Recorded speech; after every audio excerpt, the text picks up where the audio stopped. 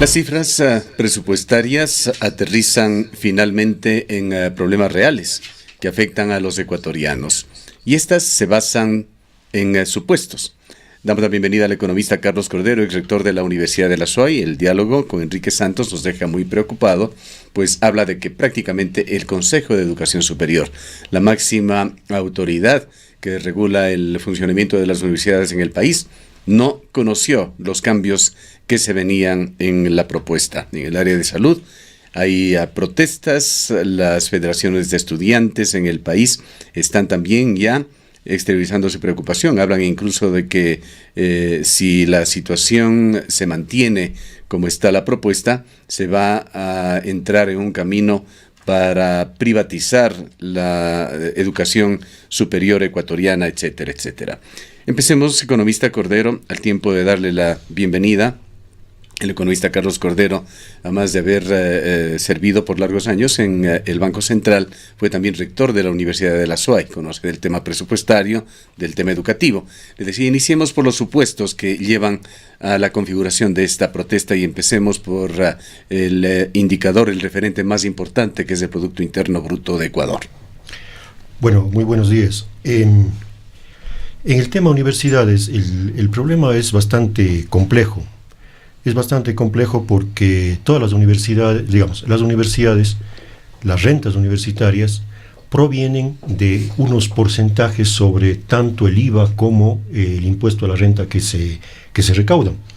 Básicamente, el principal fondo de alimentación de las rentas universitarias es lo que se creó hace muchos años y se conoce con el nombre de FOPEDEUPO, que en su momento fue una gran conquista del sistema universitario, porque lo que se hizo esa vez fue independizar el presupuesto universitario de las decisiones políticas de los gobiernos de turno. Quitando discrecionalidad justamente a los gobiernos. Y se creó, digamos así, una preasignación. Ese fondo universitario, insisto, fundamentalmente alimentado con la recaudación del IVA y algo con la recaudación del impuesto a la renta que se creó en la Ley de Justicia Tributaria cuando se sustituyó, cuando se eliminó la posibilidad de donación del impuesto a la renta, se mueve de acuerdo con las recaudaciones fiscales.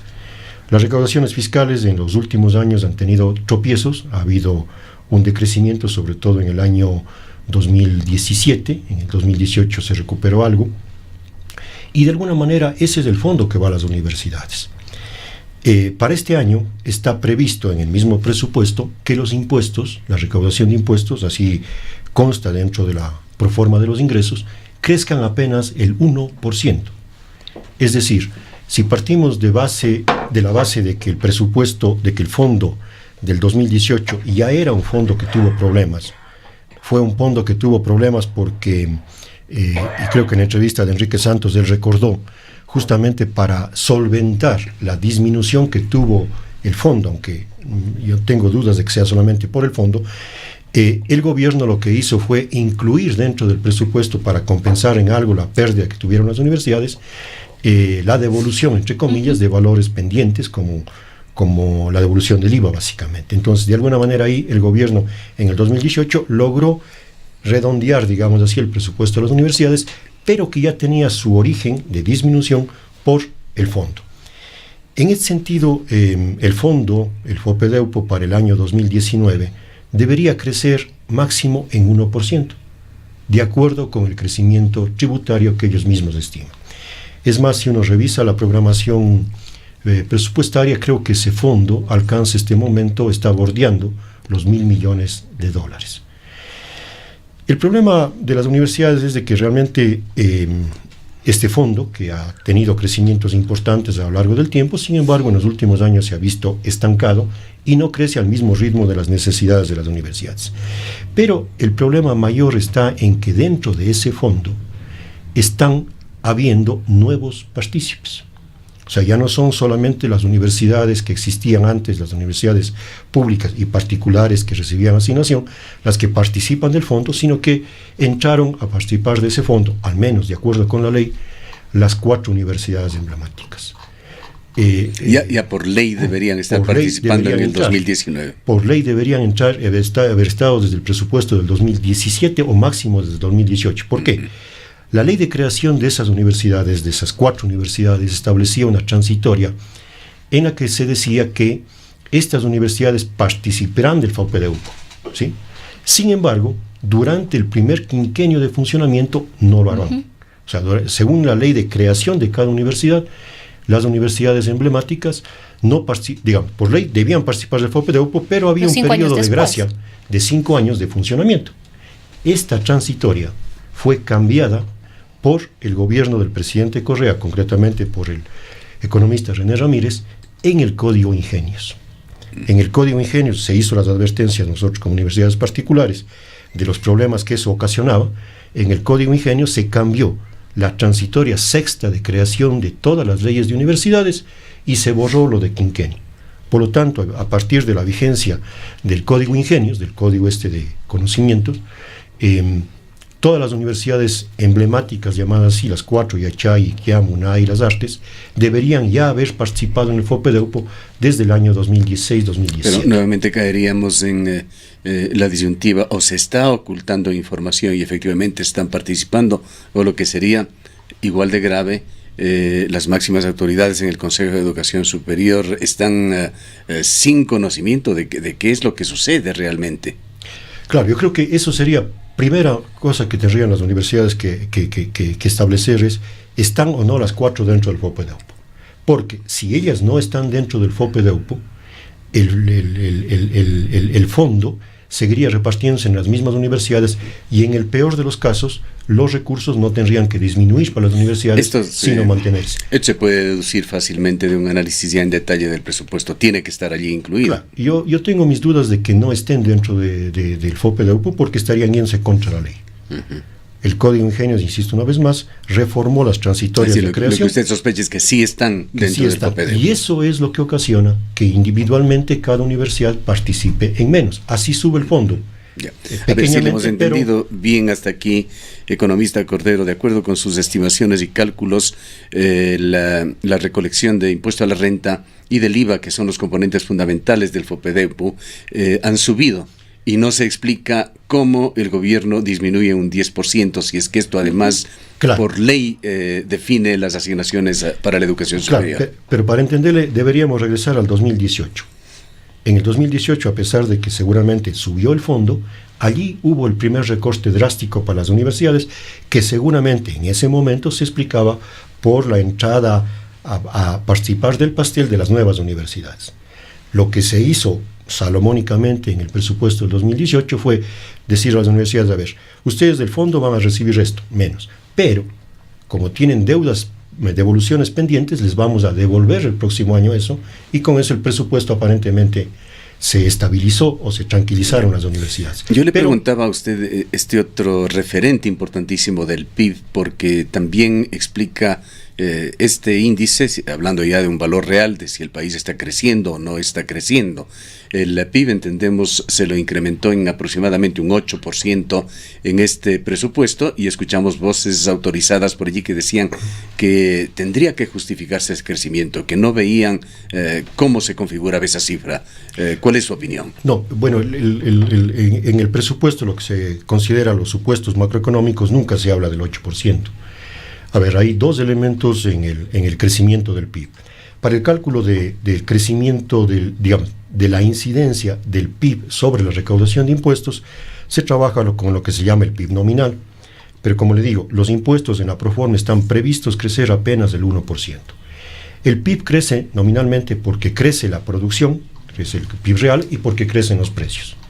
La inflación está prevista este año en promedio un 1%, y el PIB real está previsto en crecer el 1,43%. Si sumamos los dos, como son magnitudes pequeñas matemáticamente, querría decir que el PIB real está previsto crecer en más o menos del 2,5%. ¿A partir de qué valor? A partir de los 112, 115 tal vez debe estar por ahorita, en el año 1.000 millones de dólares. Sí, pero de eso, ¿cuánto recaudan impuestos? Es lo que la Proforma prevé. La Proforma prevé subir impuestos apenas 160 millones. De eso, ¿cuánto va para el fondo de las universidades? Es un 5%, un 10%, depende del tipo de impuesto, y por lo tanto el fondo seguramente creció, pero insisto, para mí el problema viene seguramente desde el 2018, cuando por ley las universidades tenían que estar. si no creo que sea una concesión graciosa del Ministerio o del CES decir este año no les pongo a las universidades emblemáticas, porque estarían yéndose en contra de la ley. En el tema global ya para las universidades, el recorte, Richard Martínez había señalado que sería de un 2,8%, pero en la práctica, y esto es lo que denuncian justamente ya sectores universitarios, el recorte está en el orden del 10%. ¿Cómo se justifica esta distancia enorme entre las declaraciones oficiales? Fueron declaraciones de Richard Martínez, del ministro de Finanzas, o ministro de Economía, a quien estamos citando. Bueno, de una revisión rápida que hice de las asignaciones que les toca a las universidades, que consta en el documento enviado al Congreso, no todas las universidades tienen igual recorte. Uh-huh. Y ahí sí tiene que dar la explicación el CES, porque el CES es el que aprueba, lo que dijo el doctor Santos, la fórmula para la distribución de los ingresos de este fondo. Entonces, ¿por qué a la una le dan más, por qué a la otra le dan menos? De paso, esta fórmula de reparto que se creó hace algunos años, las universidades en la época en la que yo fui rector y en la época que era presidente del CES y del CNESID, el economista Ramírez, jamás nos entregaron, a pesar de múltiples peticiones que se hizo, de que nos digan cuál es la fórmula, cómo se distribuye, por qué nos toca esto, por qué no nos toca lo demás. Entonces, ¿no hubo transparencia en el pasado? ¿No hay transparencia hoy? No hubo transparencia en el pasado, jamás. No se olviden ahí que CNESID y CEST era la misma persona, que era el economista Ramírez, y se manejaba de acuerdo con el criterio que él tenía. Pero bueno, en el actual año, y ahí habría que preguntarle al CES por qué no todas las universidades tienen el mismo porcentaje de reducción. El promedio en todo caso es 10%, el promedio global más 10, que el promedio es 10%, claro, por ejemplo, yo tengo aquí y la Universidad de Cuenca se afecta justamente en ese orden. Claro, porque la universidad tenía un presupuesto que en la asignación esta bordeaba los 90 millones y le bajan 9 millones y pico. Pero, por ejemplo, a la Universidad de Guayaquil la reducción va de 20 millones, uh-huh. A la Universidad Central es 19 millones, y a la ESPOL apenas es 1.800.000. Entonces no hay una equidad, digamos así, en la reducción del presupuesto, sino que hay un manejo, no sé con qué criterio, pero insisto, eso tendría que ser explicado por el CES, porque el CES... que aquí sí podemos hablar muy claramente. La ESPOL ha sido una universidad de alguna manera mimada por el correísmo. Aparentemente la situación seguiría igual. No podemos llegar a otra conclusión. Así sería. Y rápidamente, por ejemplo, a las universidades emblemáticas, a la UNAE le rebajarían 11 millones, a la IQEM le rebajarían 14 millones, a la Universidad de las Astas le subirían 2 millones, y a Yachay le bajarían 3 millones. ¿Cómo se afectan en esto las universidades cofinanciadas o particulares? Bueno, el tema de las universidades cofinanciadas, yo no estoy muy al tanto últimamente, porque como ya estoy fuera de la universidad, pero sin embargo la última reforma que se hizo a sí mismo, no en el Código Ingenios, sino en la Ley de Extinciones Universitarias, las universidades cofinanciadas o las universidades particulares que recibimos fondos del Estado, participábamos más o menos del 10% del FOPEDEUPO. Con la ley de extinción de universidades se metió una reforma en el segundo debate, y lo que se estableció es de que este porcentaje, que era fijo, el 10%, ya no era fijo, sino que cada año el CES establecía qué porcentaje del FOPEDEUPO iba para las universidades particulares. De lo que conozco, permanentemente a partir del 2017, el presupuesto asignado a las universidades cofinanciadas está en claro deterioro. Como componente del presupuesto de cada una de estas universidades cofinanciadas, el dinero público en definitiva cada vez va siendo menos importante. Cada vez va siendo, le van reduciendo permanentemente. Y cuando se hizo esa reforma, como rectores de universidades particulares, justamente el reclamo que se hizo o la advertencia que se hizo es, claro, lo que está ocurriendo es que le van a quitar plata a las universidades particulares para poder incluir en el presupuesto a las universidades emblemáticas. Esa era la lógica que se manejaba en ese momento. Ahora, vayamos a un tema más global y que es también de enorme preocupación, el significativo crecimiento de servicio a deuda que va a evidenciarse en este y en los próximos presupuestos de Ecuador. Bueno, esas son las herencias que tienen que enfrentar este y los próximos gobiernos. Son herencias de la contratación de deuda de los gobiernos anteriores. Y esas son, presupuestariamente se habla de una de las rigideces que tiene la elaboración presupuestaria. Efectivamente, este año el pago de intereses está bordeando los 3.000 millones de dólares y el pago de las amortizaciones está entre las amortizaciones de deuda propiamente y el pago de otras obligaciones como preventas, etcétera, debe estar bordeando casi los 7.000 millones. Es decir, en servicio de la deuda, y se decía ya desde hace algunos años, prácticamente el gobierno va a tener que destinar alrededor de 10.000 millones anuales para intereses y para amortización de capital. Eso es ya cercano a un tercio del presupuesto. Más o menos es un tercio del presupuesto, dependiendo del presupuesto. ¿Qué tan delicada es esa carga para un gobierno? Es tremendamente problemática para un gobierno porque, parte de una rigidez presupuestaria. O sea, el gobierno sabe que de los recursos que tenga o de los recursos que pueda obtener, el 30% no va a destinarlos para nada, sino tiene que destinarlos exclusivamente a cumplir las obligaciones contraídas con deuda pública. Pero, lamentablemente, la dinámica del presupuesto actual continúa, digamos así, aunque en menor escala, pero continúa con el ritmo de endeudamiento, ¿no? Es decir, puede ser que sea muy difícil o puede ser que políticamente no se quiera, pero el presupuesto actual marca todavía un desfinanciamiento bastante grande. El presupuesto del 2019 requiere casi 9.000 millones de endeudamiento nuevo para poder financiarse. O sea, de los 36.000 millones que el presupuesto sube, 9.000 y pico de millones, casi 9.000, no pongamos 10.000, 9.000 millones, tienen que ser conseguidos vía endeudamiento nuevo. Y de esos, como acabamos de ver, prácticamente van a ser destinados al pago del servicio a la deuda en la totalidad. ¿Hasta cuándo va a ser Ecuador un país viable, un Estado viable con este ritmo de endeudamiento? Bueno, lo que sí se puede notar es que existen algunos esfuerzos por ir solventando el tema del endeudamiento.